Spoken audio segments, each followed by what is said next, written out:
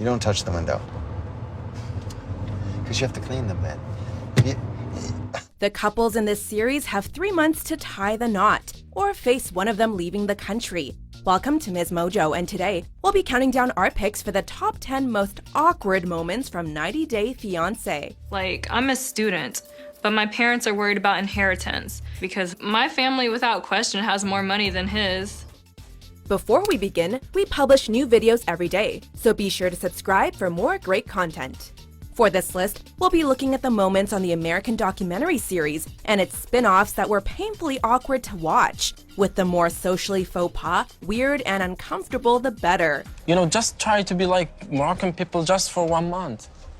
I'm not Moroccan. I know, but try to, because... Why do you want me to be Moroccan? Number 10.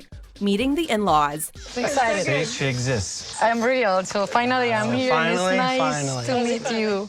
Meeting the in-laws for the first time is always an awkward experience, but this moment would take one of the top prizes. Kicking off the dinner with a casual joke about how they'd warned their son not to run off, fall in love with some girl and bring her home. Whoops. Russ's parents immediately set the scene for some uncomfortable tension. The joke was when he first left was, don't go down there and fall in love and, bring a girl back home. And sure enough, he does. Paola's discomfort with the whole situation, from her tight smile and unwillingness to really make conversation to Russ watching her like a hawk at her side, is very clear. This is one family dinner they probably wouldn't want to repeat. They're really nice. I just want to say they're really nice, but I want my own space. Number 9. Narkia gets catfished. I don't want to date a guy in this area, because the guys in this area are on. In the world of cyber love affairs, it pays to be cautious of anyone who seems too good to be true, especially if they pull the tried and true Nigerian prince tagline. He also told me he was living in Alabama. He had a son, and that his son's mother had passed away. After this couple met in an online group for plus-sized women, Narkia finds another social media profile of her fiancé's that he hadn't told her about, and it gets her spidey senses tingling. She then finds photos of Alulowo's son with another woman that he had told her had passed away. At the end of the day, Narkia is left with no choice but to come to the conclusion that she's been catfished. Oops. And I'm just over here stressing and not knowing what's going on. I'm not gonna do nothing. You trust me? Number 8.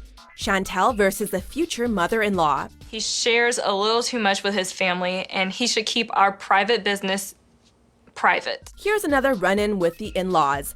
The news that Chantel's parents wanted her to sign a prenup with Pedro was awkward enough, but his mother's reaction to the news was even more cringeworthy. Estúpido, porque tú tienes mucho valor, demasiado valor. Ella es afortunada. Speaking lightning-fast Spanish and going off about the stupid Americans with Chantel right there listening, Pedro's mother makes her feelings about the situation with Chantel's parents well known, with little regard for her future daughter-in-law's feelings. Watching Chantel sit quietly and listen when it was obvious she was upset was difficult, especially as she never actually comes back with a reply until the FaceTime call is over. I don't need that in my life, and if I'm gonna be calling her my mother-in-law, she's gonna have to calm down. Number 7. Do you really love him? Seriously, you're gonna tell me that this isn't a big problem? Red flag anybody? When questioned about her feelings for her fiancé Matt, Ala is brutally honest in saying she's not really sure if she loves him yet, but is still completely okay with marrying him. And you don't love him? I don't know. But you're getting married anyway. Obviously blown away, and one of the more rational people in the room, Matt's friend tries to coax some reasoning out of the Ukrainian bride-to-be to no avail. With Matt himself and another female friend sitting in silence, this awkward interrogation made for a pretty significant hiccup in the future of Matt and Ala's relationship. I've got to know that you're here for him in order for me to... What else could she possibly say? She's said this 5 times already. But you're getting hoodwinked. It's... whatever. Number 6. Nikki's airport arrival. This is the happiest day of my life. I mean, I'm crying, but it's the happiest day of my life. With an age difference that was already making audiences cringe, 19 versus 58, the way Mark behaved once he picked Nikki up from the airport was weird from the start.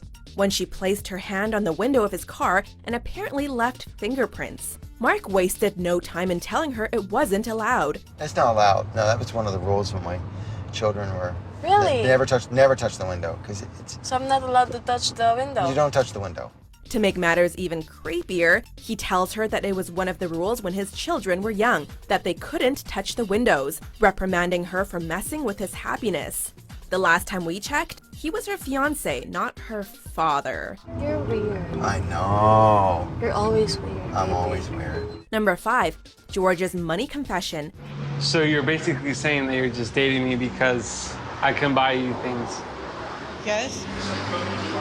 What's worse, marrying someone only for money or telling someone you're a millionaire to get them to marry you? Either way, when the truth finally surfaced in this ugly situation, it wasn't received well. A couple that had their issues long before they said I do, George finally dropped the news on his wife that not only was he not a millionaire, but he also was in debt. Needless to say, the notoriously hot-tempered Anfisa wasn't happy. Why do you bring your fiancé from abroad and get him married when you're in debt, when you don't have your together? Dragging him over the coals for lying to her about being able to fund her expensive tastes. This was a situation that dropped jaws the moment it aired. Business doesn't go well. What do you want me to do? Business never went well. You just lied to me. When I How was do in you Russia, know? you were lying How to me. do you know? Don't interrupt me. Number 4, Aziza and Mike's bedroom roadblock. But 90 days is flying by, and our sex life is still at a standstill. This was the elephant in the room. With this conversation happening over the folding of laundry and Aziza doing everything she could to avoid eye contact, had audiences cringing in their seats. I think we need to wait with sex. We were supposed to do it as soon as you got here. Yeah. After saying she wanted to wait a little longer before she and Mike consummated their relationship, Aziza's reluctance to pursue the subject and Mike's persistence put everyone on edge. Then there was a creepy half smile he kept on his face the whole time, as well as his enthusiasm about one day having kids. Perhaps Mike needs to be reminded of the virtue of patience. Aziza may be a little more uptight than some American women. I think that, she's just still worried about our sexual relationship. I hope she becomes a lot more comfortable. Number 3, Azan tells Nicole to work out. You're gonna miss the dessert? No. Azan made his feelings about Nicole's body known from the day she landed. However, the way he went about trying to persuade her to get in a bit better shape was not exactly the greatest idea. As she struggled up a sand dune in the middle of the desert, he urged her on by telling her how lazy she was and how she needed to work out more. Okay, 1 second. He followed this up by telling the cameras that he didn't think she was healthy, which isn't something your partner should be telling you, at least not so bluntly. Encouraging your fiancé to pursue health is one thing, but straight up telling them they're lazy is beyond rude. Almost too lazy. Oh my gosh, lazy. Number 2, Mohammed doesn't hold back. I was expecting way much better than I found out when I came here. This was one couple that had a pretty significant history of issues. In the season 1 finale of the spin-off 90 Day Fiancé Happily Ever After, Mohammed and Danielle were questioned on their troubles between the sheets during the Couples Tell All segment. Screaming in front of her teenagers, I want my sex tonight.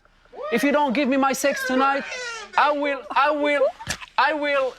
call the immigration. I will get you deported. The interview went from casual to cringy in a heartbeat, with Mohammed opening up about the issues Danielle had and some of her wilder past behavior. Between name-calling, accusation, and the stunned looks on the faces of all the other couples present, this interview was shocking in more ways than one. Thank you very much for... If you're asking me, why I'm not having sex with her, then you put it out there. I have to explain it. All right. Before we reveal our top pick, here are a few honorable mentions. What is the problem? You could have said back and tell me, hey, I need to go, but you didn't. You just left. Anfisa got mad at me because I left her and I tried to go see the lawyer alone. That was nice of you. That shows how really you are. You walked away from me. Yeah. I'm here trying to talk to you. You know, it's just because I'm better than you. I don't do it back to you. You're a user, Mohammed. You used me. مش مشكلة مش عليه لا مش مشكلة. شو لا تسكت. Nah. هنسكت.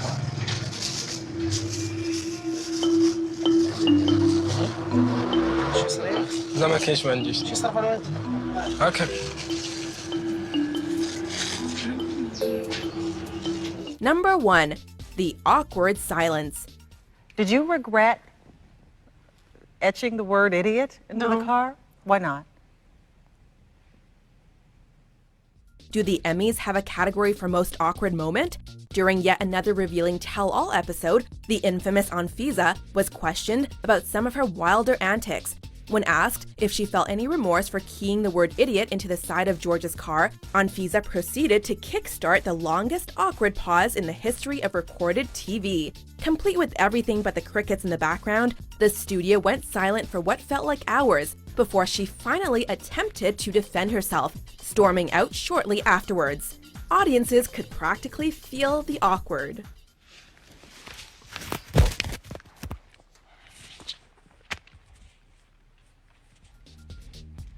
Do you agree with our picks? Check out these other great clips from Ms. Mojo and subscribe for new videos every day.